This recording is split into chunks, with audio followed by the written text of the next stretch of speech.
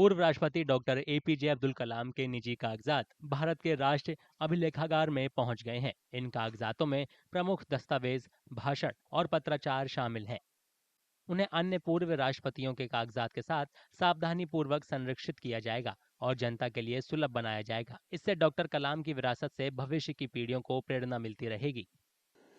सोमवार को भारतीय राष्ट्रीय अभिलेखागार डॉक्टर कलाम के परिवार और अन्य संबंधित पक्षों के बीच उनके दस्तावेजों और कागजातों के आधिकारिक संग्रह के लिए एक समझौते पर हस्ताक्षर किए गए। डॉक्टर कलाम के परिवार के सदस्यों ने राष्ट्र के लिए उनके महत्वपूर्ण योगदान और छात्र समुदाय के प्रति उनके गहरे स्नेह पर प्रकाश डाला। So he has written about, when he was in DRDO and ISRO, some technical knowledge, how he is thinking about how to making a rocket, all those procedures, so theoretical ideas, all those papers we are submitting it.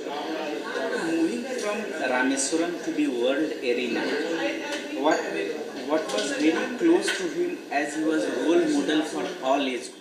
So he was very close to him as country students. So he believed that India's students community can bring change in whatever we think. So we can make India as a great country.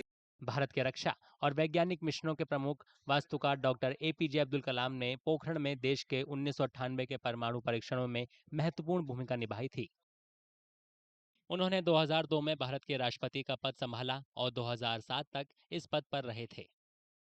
Bharat के अंतरिक्ष mission में उनका सबसे महत्वपूर्ण योगदान SLV-3 का विकास था। यही वो रॉकेट प्रणाली थी जिसने भारतीय अंतरिक्ष कार्यक्रम की नींव रखी।